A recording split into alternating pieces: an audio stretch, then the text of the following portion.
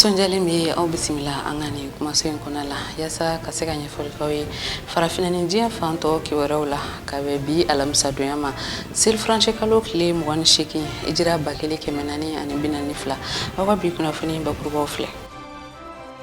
Ministriw ka ladala ɲɔgɔn lajɛ a sigira sen kan kunungo araba a kɛra Kuluba jamana ɲɛmaa yɛrɛ dagayɔrɔ la kumaɲɔgɔnya minnu bɔra kɔnɔ an bɛna ɲɛfɔlikaw ye kunnafoni kɔnɔna la. Assurance maladie obligatoire ni bɛɛ b'a dɔn amu la olu ye kunnafonidilaw ka kalansen dɔ kɛ u kunna yaasa fɛn min ye namarako ye olu bɛ se ka ban cogo min na amu yɛrɛ kɔnɔna la. Haïti jamana ɲɛma ale kɔni bɔnɛna a nina kunungo o de kɔnɔna la sa fɛn min ye diɲɛ jamanaw ka fara ɲɔgɔn kan tɔn communauté internationale ye olu y'u ka dusumakasa yira nin koɲa ninnu na.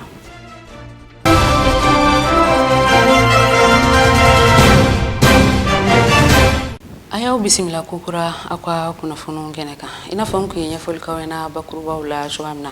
ministriw ka ladala ɲɔgɔn lajɛ a sigira sen kan araba tɛmɛnen ni o bɛnna juillet kalo tile 7 ma san 2021 a kɛra jamana ɲɛmaa dagayɔrɔ la Kuluba ni waleya ninnu bɛɛ lajɛlen kɔnɔna la u ka kumaɲɔgɔnyaw kɔni bolola sariya sen dɔw kan ale ni kunnafoniya dɔw minnu kɔni kan ka di donna nataw la ni conseil des ministres kofɔlen ni o ye ministriw ka ɲɔgɔn lajɛ a ɲɛmɔgɔya o kun bɛ camancɛ fanga ɲɛma colonel Asimi Goita bolo Abdou Ouattara bɛna walawalali kan ye conseil des ministres kɔnɔ kumaw la. Mali jamana ɲɛma ni ministriw bɛ ladala sigi min kɛ o waliyala kunungo fanga dagayɔrɔ la Kuluba a yirala k'a fɔ sigi yɛrɛ kɔnɔna na Mali ministri min ka koɲɛ bɛnlen bɛ Mali ani jamana wɛrɛw ka koɲɛ ɲɛnabɔli ma o ministri ka jateminɛw la ladala sigi na a yirala k'a fɔ sariya dɔ tara min kɔni sɛbɛncɛla an ka jamana ale ni kɛnyɛrɛye jɛkuluba dɔ bɛ diɲɛ kɔnɔ n'a bɛ wele ko association international développement n'olu ka baara yɛrɛ bɛnlen bɛ ka dɛmɛ ta ka don jamanaw ma walasa ɲɛta ka se ka sabati u ka borofaraw la gɛlɛya bɛ borofara minnu kan a yirala k'a fɔ Mali jamana ɲɛmaw ni o jɛkulu ɲɛmaw ye bolodiɲɔgɔnma bila sen kan sɛbɛnfura dɔ labaarala marisi kalo tile 23 san 2021 min bɛna kɛ sababu ye kalanko yɛrɛ la an ka jamana kɔnɔ bɛɛ lajɛlen ka se ka i ka tata sɔrɔ a la a yirala k'a fɔ Mali jamana ale ni jɛkulu kofɔlen nafolo kasabi min bɔra jɛkulu yɔrɔ ka di an ka jamana ma o bɛ taa jɔ sifawari miliyari 21 miliyɔn 908 ani 100,000 n'a kunkanfɛn o bɛna di Mali jamana ma walasa min ye kalanko yɛrɛ balalen bɛ Mali yɛrɛ sigida minnu na ka sanga ni wulikajɔ min kɛlen bɛ mamurutulun fɛ ni Mali yɔrɔ caman bɛ kalan tɛ ka kɛ duguma kalanw min bɛ daminɛ kilasi 1 ka taa kilasi 6 ani ka daminɛ kilasi 7 ka taa kilasi 9 na o ka se ka bila marabolo caman na o bɛna kɛ sababu ye fana an balaka minnu bɛ n'o ye musomanninw ye olu fana ka se ka don kalan yɛrɛ la min bɛ se ka kɛ sababu ye bɛɛ lajɛlen ka se k'i ka tata sɔrɔ kalan na ɲɛta ka sabati kalanko la ale ni Mali yɛrɛ kalan ka se ka kolo gɛrɛya a ka se ka kɛ sababu ɲuman ye kalan yɛrɛ nafama ka se ka di denmisɛnninamaw ma min bɛ se ka kɛ ɲɛta ye jamana ma donna nataw la jateminɛw y'a yira k'a fɔ o tɛmɛnen fana kɔfɛ wulikajɔ bɛna bila sen kan min ye an balakaw ye togodaw la u ka se ka hakili to denmisɛnninamaw fana na kalan yɛrɛ nasira fɛ min bɛ se ka kɛ sababu ye bɛɛ lajɛlen ka se ka don kalan na ka se ka i yɛrɛ woloma dɔɔni jateminɛw tɛmɛnen kɔfɛ a yirala k'a fɔ Mali jamana ale ni Belgique jamana fana ye bolodiɲɔgɔnma dɔ bila sen kan min kɛra utikalo tile 4 san 2020 tɛmɛlen o hakilina ninnu na dɛmɛ kan ka don an ka jamana ma baara dɔw la baara minnu bɛ tali kɛ jiko yɛrɛ la senukaw fɛ juru dɔ bɛna don an ka jamana na min bɛna di Belgique jamana fɛ o bɛna taa jɔ sifawari miliyari 5 ale ni miliyɔn 247 ani 100,000 n'a kunkanfɛn na walasa jiko yɛrɛ nasira fɛ ɲɛta ka se ka sabati an ka jamana yɔrɔ la yɔrɔ minnu bɛ ni jiko gɛlɛya bɛ nka tɔn min sigira yɔrɔ min kan o ye senu marabolo ye a laɲini tɛ dɔwɛrɛ ye walasa jamana kɔnɔdenw ale ni jamana ɲɛmaw u bɛɛ lajɛlen ka se ka damakɛya jiko yɛrɛ la barisa adamadenya tɛ se ka taa jiko Mali ministri min ka koɲɛ bɛnlen bɛ Mali yɛrɛ sɔrɔ koɲɛw ma o ministri ka jateminɛ ni sɛgɛsɛgɛliw la a yirala k'a fɔ fana ladalasigi kɔnɔna na ɲɛfɔli bɛna kɛ min bɛ tali kɛ mamurutulun ka waleya jugu kan barisa n'i ko mamurutulun a kɛlen bɛ sababu ye farafinna cɛncɛn ka jamanaw wulilen don k'u jɔ u sen kan ka sanga o fana ma Mali marabagaw y'a yira k'a fɔ dɛmɛ dɔ fana kan ka kɛrɛnkɛrɛnya ka di finitigilakaw ma min bɛ se ka kɛ sababu ye u ka baaraw kɛcogoya ɲuman ka se ka sabati n'i ye o waleya ninnu ta ka lajɛ finitigilakaw ka baara tɛ se ka kɛ cogoya si la ni u ma dɛmɛ n'i ko dɛmɛ o bɛ tali kɛ fɛn minnu kan o tɛ dɔwɛrɛ dɔwɛrɛ ye u ka balo kɛcogoya fo ka taa se minɛn minnu kan ka d'u ma ani u ka taama sira olu bɛɛ lajɛlen ka se ka nɔgɔya. O waleya ninnu bɛna bila sen kan joona joona donna nataw la Mali kɛlɛkɛcɛw ka jija ni cɛsiri dɔ ka se ka fara kan min bɛ se ka lakana yɛrɛ sabati o ka kɛ sababu ɲuman ye ka dadigi kɛ Mahamudu Tulu na cɛncɛn ka jamanaw ka se ka nɛnɛkiri. A yirala k'a fɔ coronavirus kɛra sababu ye ka gɛlɛya dɔɔni don o waleya ninnu na o kɛra sababu ye ladala sigi in kɔnɔna na jateminɛ ni sɛgɛsɛgɛliw nana ta k'a bila sen kan sariya min tara n'an b'a fɔ ko programmation militaire ka se ka hakilina dɔw ta minnu bɛ tali kɛ kɛlɛkɛcɛw ka minɛnw kan o ɲumanw ka se ka ɲini ka du u ma o waleya ninnu ka se ka kɛ gɛlɛya ni tilennenya kan. A yirala k'a fɔ sariya nimero min bilala sen kan san 2017 n'o ye sariya nimero fu 22 ka se juin kalo tile 12 san 2017 ni hakilina ninnu yakubara ɲɛtaa ka se ka sabati min ye Mali yɛrɛ dankun na fo ka taa se dɔnyaw bɛ baara minnu na olu ni lakana tigilamɔgɔw ka hakilinaw bɛɛ lajɛlen ka se ka fara ɲɔgɔn kan nafolo dɔ ka se ka sɔrɔ ka se ka lakana tigilamɔgɔw yɛrɛ dɛmɛ. A yirala k'a fɔ ko wulikajɔ bɛna kɛ an ka jamana ɲɛmaaw fɛ o hakilina ninnu na hali n'a yirala k'a fɔ ko coronavirus kun kɛra sababu ye ka ko yɛrɛ gɛlɛya dɔɔni. O tɛmɛnen kɔfɛ Mali minisiriw ka ladalasigin na kunnafoniya dɔw dira kunnafoniya min yɛrɛ bɔra an ka minisiriso yɔrɔ minisiriso min ka koɲɛ bɛnlen bɛ kɛnɛyako ma o minisiri ka jateminɛw la kunungo sigi la a y'a yira k'a fɔ coronavirus yɛrɛ kunnafoniyaw la an ka jamana kɔnɔ dɔ bɛ ka bɔ a la dɔɔni dɔɔni ka sabu kɛ nin dɔkun in na a yɛrɛ maa minnu na o dɔgɔyara ni dɔgɔkun tɛmɛlen ka sanga o fana ma jamana ɲɛmaa n'o ye Asimi Goyita ye ale fana ye da don kɔrɔfɔ la a y'a yira k'a fɔ a kɔni b'a ɲini jamanadenw ani ni jamana marabaaw ni kɛnɛya tigilamɔgɔw fɛ u ka u jija cogoya bɛɛ lajɛlen na dɔ bɛ ka bɔ coronavirus la cogo min na an ka se ka sariyaw ni fɛɛrɛw matarafa min bɛ se ka kɛ sababu ye a ka se ka si latunu pepewu ka bɔ an ka jamana kɔnɔ min bɛ se ka kɛ ɲɛta ani bɛn ni basigi ni kolosuma ani hɛrɛ kura yɛrɛ bilatɔ ye an ka jamana kɔnɔ. Kalansen dɔ bolodara bi sɔgɔmada in na maakɔrɔw tɔgɔla su la Maison des Aînés Amdalaikaw fɛ yen nɔ a kɛra jɛkulu min fɛ sa o de ye assurance maladie obligatoire AMO ye u ye kalansen dɔ kɛ kunnafonidilaw kun yaasa fɛn min ye ŋanamu ale ni namaratɔ ko minnu bɛ kɛ AMO yɛrɛ kɔnɔna la olu bɛɛ lajɛlen bɛ se ka ban cogoya minnu na o de kɔnɔna la fɛn min ye AMO a ɲɛmaa danga ye ale ye welemada kɛ ka ɲɛsin presse tigilamɔgɔw ma ni o ye kunnafonidilaw ye u bɛɛ lajɛlen ka fara u kan yasa u bɛ se ka nin kɛlɛ in kɛ cogoya min na Ali Kulubali ni Musa Jalo tun bɛ yen nɔ teliya ta tɔgɔ la. Bi alamisa ni o bɛnna juillet kalo tile 8 san 2021 kɔnɔ ma fɛn min ye lajɛraba bɛ ka kɛ sɛbɛnnikɛlaw ka ɲɛmaaw n'u ka jɛkulu yɛrɛ tɔgɔ ye ko cadre de concertation des directeurs de publication fo ka taa se AMO maaw kɔni ma yaasa gɛlɛya min bɛ yen ni u bɛ AMO maaw kɔni kan u na se ka hakili falen kɛ ka se ka fɛɛrɛ kɔni sɔrɔ o la cogoya min na o de hukumu kɔnɔ fɛn min ye CCDP ɲɛmaa ale kɔni ye ɲɛfɔli kɛ maaw la fɛn min ye lasigi in yɛrɛ kun kɛrɛnkɛrɛnlen ye min de ye. Sɔgɔmada na lajɛ bɛ tali kɛ fraude de kan mun bɛ assurance maladie obligatoire la n'a fɔ ma yugujugu wale minnu talen don ka assurance AMO sɛgɛrɛ a yira k'a fɔ bibi na a yugujugu a barika bɛ ka bonya kosɛbɛ et que maliyɛnw yɛrɛ AMO yɛrɛ kɛra fɛn ye bibi na maliyɛnw dalen b'a la kosɛbɛ donc a yira k'a fɔ n'an m'an wuli ka en tout cas kunnafoni ɲuman di mɔgɔw ma a yugujugu in kɛlɛli la en tout cas AMO san damadɔni a bɛ sɔn ka problème caman sɔrɔ donc an ye nin jɛ in sigi pour que mɔgɔ bɛ se ka hakili sɔrɔ ka kow kɛ k'a dabila. Kunnafonidilaw olu ka jɔyɔrɔ bɛna kɛ jumɛn de ye ani fo ka taa se fɛɛrɛ jumɛn de bɛ yen fɛn min ye nin maa kofɔlen ninnu kɔni bolo kɔlɔlɔ min bɛ yen ni u bɛ ka AMO maaw kɔni sɔrɔ yaasa u na se ka o kɔni kɛlɛ ka bɔ yen cogoya min na o de hukumu kɔnɔ fɛn min ye hali sisan fɛn min ye CCDP ɲɛmaa ale ye u ka fɛn min ye fɛɛrɛw kɔni ɲɛfɔ maaw kɔni ye. An kɛlen bɛ ka fɛɛrɛ min boloda o ye comme an ye lajɛ min kɛ sisan an bɛna kunnafoni de di journaliste ma n'o ye kunnafonidila baarakɛlaw ye pour que u ka a cari fan bɛɛ fɛ k'a fɔ bon yurugu bɛ AMO la carte biométrique utiliser la tiɲɛna a man ɲi parce que a yira k'a fɔ tiɲɛna damatɛmɛ wale caman de b'a ko kɔnɔ mun tiɲɛna a bɛ se ka kɔlɔlɔ lase mɔgɔw yɛrɛ ma. AMO ni o kɔni bilala sen kan yaasa ka se ka jamanadenw k'o kɔni furakɛli ka o nɔgɔya u bolo ni maa dɔw fana kɔni kɛmɛ ka don a kɔrɔ k'a kɛ yuruguyurugu kɛ yɔrɔ kɔni ye a jirala k'a fɔ AMO maaw kɔni fɛ yuruguyurugu suguya min bɛ yen ni u bɛ ka kɛ AMO kɔnɔ o ye ɲɛfɔli kɛ maaw ye fɛn min ye o yuruguyurugu suguyaw kɔnɔ na. Yuruguyurugu AMO yɛrɛ la an yɛrɛ b'a fɔ a ma ko suɲɛli k'i y'a faamu sabu a modèle ka ca dɔw bɛ assuréw la dɔw bɛ dɔgɔtɔrɔw la minnu bɛ fura sɛbɛn dɔw bɛ hali minnu bɛ fura feere la donc o de la an bɛ ka kuma u bɛɛ kan bi yurugu façon min bɛ yen nɔ minnu bɛ u yɛrɛ yɛlɛma k'u kɛ mɔgɔ dɔw ye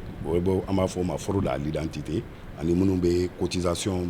wari sara yɔrɔ la ka a yurugu ani minnu bɛ fura sɛbɛn yɔrɔ la ka dɔ ta sɛbɛn dɔ ta kan ani minnu yɛrɛ bɛ fura feere mɔgɔw ma minnu ti an b'o la donc an bɛ ka na o kibaruyaw de di kunnafoni dilaw ma donc walasa u fana ka se ka a faamuya fɔlɔ walasa ka se ka kunnafoni jɛlenya di. Wa n'i ye AMO yɛrɛ jateminɛ i n'a ye k'a fɔ fɛn min ye gafeni dɔ de bɛ yen n'u ye papier ni dɔ ye n'u b'a wele ko carte o de bɛ di maaw kɔni ma yaasa i na se ka i ka furaw kɔni kɛ gansan na cogoya min na o de hukumu kɔnɔ o kɔni y'a jira k'a fɔ ko o carte ko o kɔni bɔlen don maa kelen de kama o y'a jira fana k'a fɔ maa bɛ yen n'i bɛ ka yuruguyurugu kɔni kɛ nin kɔnɔna na fɛn min ye don nataw la i na se ka kɔlɔlɔ kɔni sɔrɔ. Bon mɔgɔ yɛrɛ man ka se ka jɛ carte fila la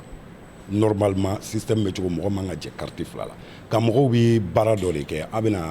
an y'a ye a bɛna a ɲɛfɔ sisan maintenant kɔfɛ mɔgɔ caman bɛ suɲɛli kɛ kalo kelen an bɛ tila k'u minɛ k'a yira mɔgɔ caman de b'an bolo bi n b'a fɔ a ye cogo min na mɔgɔ caman de b'an bolo minnu dɔw datugulen don dɔw ye papier signé u bɛ ka wariw sara u ye minnu ta u bɛ ka wariw sara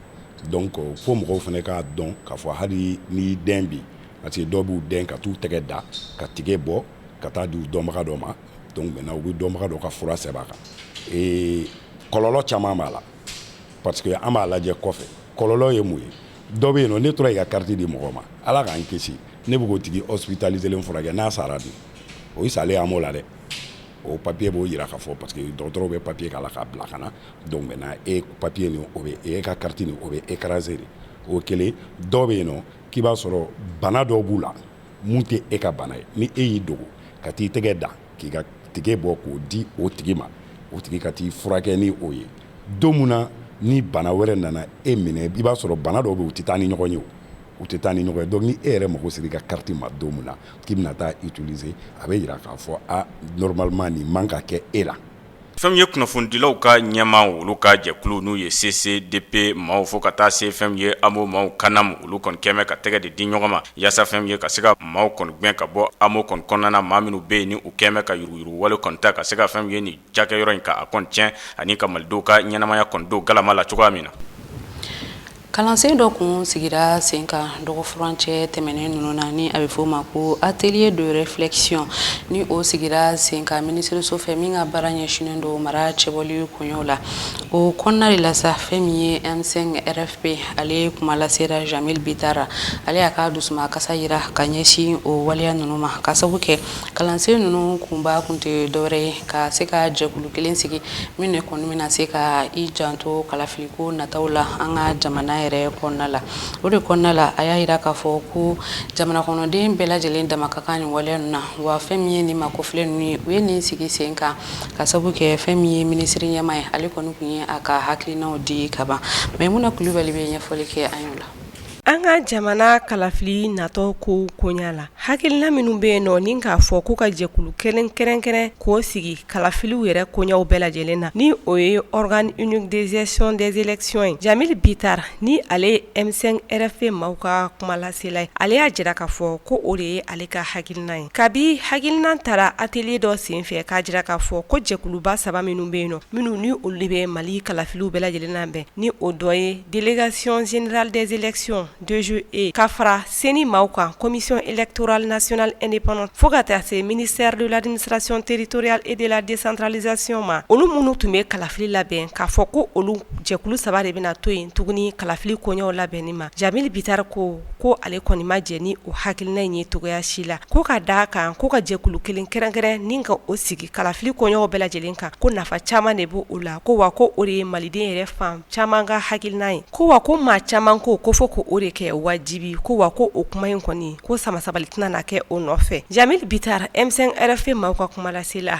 ɲiningali kɔni tɛnguna a la telefɔni ci sira de fɛ a ko atelier ba min ni o kɔni sigira k'a jira k'a fɔ ko jɛkulu 3 minnu ni olu bɛ ni kalafili ninnu bɛɛ lajɛlen labɛn an ka jamana kalafiliw ko o jɛkulu 3 bɛna to yen ko o kɔni koɲɛw kɔni tɛ ko ye ko min ni malidenw kɔni jɛlen don ni a ye togoya si la ko k'a d'a kan ko ni ye maliden kelen-kelenna bɛɛ lajɛlen lajɛ hali hakilina minnu taara sigikafɔ minnu kɛra ko o bɛɛ b'a yira faamuya k'a fɔ k'u ka jɛkulu kelen ni kɛrɛnkɛrɛnnen ka sigi kalafili koɲɛw bɛɛ lajɛlen na yaasa an ka jamana yɛrɛ bɛ se ka basigi sɔrɔ cogoya min na ko nin kuma in yɛrɛ tɛ ɲɔgɔn saba yɛrɛ kun bɔ ko hali dialogue national inclusive o kumakan minnu ni olu taara o kɔnɔna la k'u ka jɛkulu kɛrɛnkɛrɛn k'a sigi ko o bɛɛ lajɛlen b'o kɔnɔna la a y'a jira k'a fɔ ko kabi an ka jamana ɲɛmaakɔrɔ Ibrahim Boubacar Keita ka fanga kuma bin ko ni kuma ninnu kɔni tun bɛ sen na politiki jɛkulu fo ka taa se jamana kɔnɔdenw ka fara ɲɔgɔn kan kulu ma ko olu caman bɛ yen nɔ minnu ni olu jɛlen don ni hakilina talen ye a ka ɲɛfɔliw kɔnɔna la a y'a jira k'a fɔ ko ɲuguɲugu ko o de nana ni ɲagaɲaga ye ko n'i y'a ye k'a fɔ an ka jamana kalafili tɛmɛlenw ko mankan caman ni kuma caman fɔra ko o bɛɛ ye jɛkulu kelen de ma kɛrɛnkɛrɛn ni k'a sigi kalafili labɛnniw kama a ko jateminɛ ka kɛ olu minnu ni olu nana ni mankan ye an ka jamana kɔnɔ ka na an ka jamana bila politiki ko mankan na ko fɛrɛ bɛɛ lajɛlen kan ka kɛ camancɛ fanga wagati kɔnɔna la o n'a ɲɔgɔnna filiw kana kɛ tuguni a y'a jira k'a fɔ ko jɛkulu kelen o ka sigi kalafili labɛnniw kan ko n'i y'a ko yɛrɛ jateminɛ k'a lajɛ ko nin ko yɛrɛ kuma man ka kɛ k'a d'a kan ko jama caman ni hakilina ye nin ko in ye ko jamana minisiri ɲɛma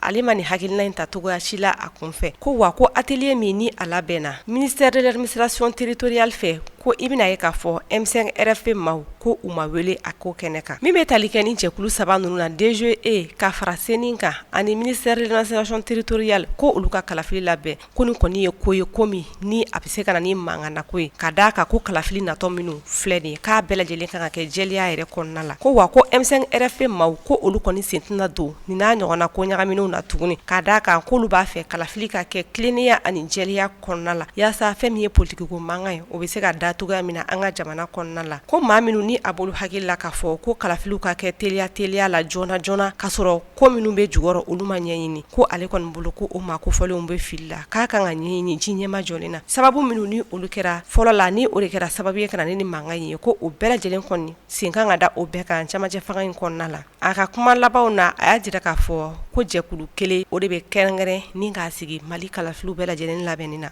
olu bɛɛ lajɛlen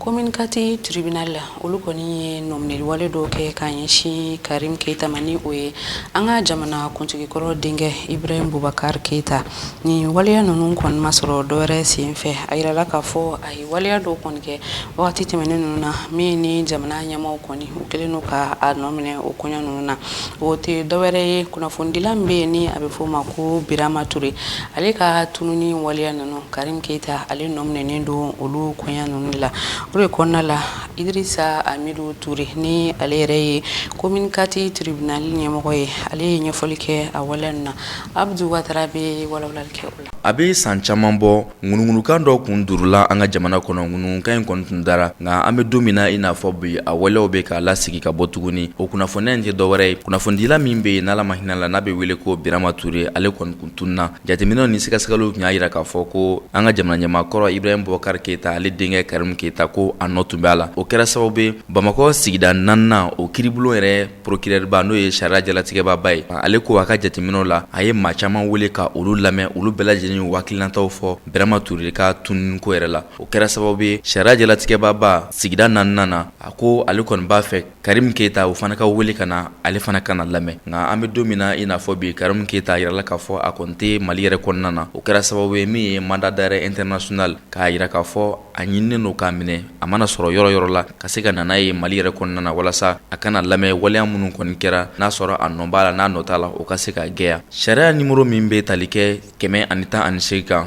an ka kiri kunkanko yɛrɛ la a yirala k'a fɔ sariya de kɛra sababu ye mandat d'arrêt in n'o ye ɲinini ye o dara Karim Keita kan a ka se ka ɲini a bɛ yɔrɔ yɔrɔ a ka se ka na jamana yɛrɛ kɔnɔ walasa a hakilinaw ka se ka lamɛn nin waleya in na o sariya jalatigɛbaba ka kɔrɔfɔ la a ko ni Karim Keita ye jamanaden ɲuman ye a kan ka wuli ka na a ka kɔrɔfɔw di kiiritigɛlamaw ma walasa a ka se ka lamɛn o de bɛ se ka kɛ sababu ye ka ko yɛrɛ gɛya hakilina ninnu tɛ dɔwɛrɛ walasa sariya ka baara kɛcogoya ɲuman o ka se ka lasabati min bɛ se ka nɔgɔ yɛrɛ bɔ ko ninnu na pepewu n'i ye bala ninnu ta k'a lajɛ a yirala k'a fɔ Mali kiiribulon bɛ cogoya min na i n'a fɔ bi bagabagali ale ni surafɛn ko o tɛ u bɔ u jakan cogoya si la min y'u ka baara kɛcogoya ɲuman ye min bɛ se ka kɛ sababu ye ka tiɲɛ yɛrɛ di jamana kɔnɔdenw ma u bɛ na o baaraw de kɛ o baara ninnu kɔni y'a jira k'a fɔ Karim Keita kɔni a welelen don a ka se ka na a ka lamɛn a ka se ka kunnafoniya di Birama Ture tununinko yɛrɛ la ale ni maa fɔlɔ minnu bɛ n'o ye Birama Ture yɛrɛ somɔgɔw ye n'olu wulila k'olu lamɛn kiiritigɛlamaw fɛ jaabi ninnu ka sanga ɲɔgɔn ma kiiritigɛlamaw k'a ɲini k'a dɔn maa min jo b'a la ani maa min jo t'a la jalaki mana bin min kan kan o ni ɲangini min ka kan o n'a bolo o tigi kan. Jateminɛw y'a yira k'a fɔ Mali kunnafonidilaw ka soba kabini kunnafoniya dira k'a fɔ ko Karim Keita kan ka wele ka na Mali kɔnɔ ka na lamɛn. Kunnafonidilaw ka soba yɛrɛ kɔnɔna na sigi dɔw yɛrɛ kɔni kɛra. O sigi yɛrɛ kɛra Birama Ture yɛrɛ somaw ale ni kunnafonidilaw fɛ. Olu kɔni ye tare fɔ ko olu kɔni tun sigilen bɛ ka nin don masina in de kɔnɔ. O tɛ dɔwɛrɛ ye Birama Ture tunna kabini san 2016 janvier kalo tile 29 fo an bɛ don min na i n'a fɔ bi kunnafoniya gɛlɛn ma se ka sɔrɔ a la. Nka tigɛnkɔniden senna Karim Keita de ma n'o ye Ibrahim Boubacar Keita yɛrɛ denkɛ ye. A waati kɔni kɛra k'a sɔrɔ o tun bɛ fanga na. Ko kɔni nigisi nagasala a dara o yɔrɔ kelen na. Nka an bɛ camancɛ fanga min kɔnɔna na o kɛra sababu ye nin hakilina ninnu kɔni taara k'a juguba tuguni walasa kiiriw ka se ka bila sen kan. Dasimɛ waleya o kɛra mɔgɔ de fɛ fanga tɛmɛlen kɔnɔna na olu bɛɛ lajɛlen ka se ka ɲini k'u ye ani k'u wele bɔgɔ jɛninin sanfɛ ka se ka u lamɛn. Ni min nɔ yɛra waleya jugu min na o ka se ka bolo kan o de bɛ kɛ sababu ye Mali kura min malidenw bɛ ka laɲini o ka se ka bila sen kan. Kunnafonidilaw kɔni ko olu kɔni b'a yira diɲɛma ale ni Mali kiiri tigɛlamɔgɔw la u b'u kɔ su u b'u kɔ tile walasa nin ko in ka se ka gɛlɛya. Ni kɛra kunnafoni sɔrɔlenw ye aw garisɛgɛ kɛra min ye bi kunnafoni kɛnɛ kan an b'aw fo ka waleɲuman dɔn Mali kɔnɔ fo Mali kɔ kan aw minnu tɛ se k'aw to ɲinɛ teliya ta sugantili la ka halisa ka kɛ aw ka kunnafoni tayɔrɔ ye an bɛ dugawu de kɛ halisa basigi ni kolosuma Ala k'o sabati an ka ba Maliba kɔnɔna la aw k'an bɛ wagati wɛrɛ inshallah.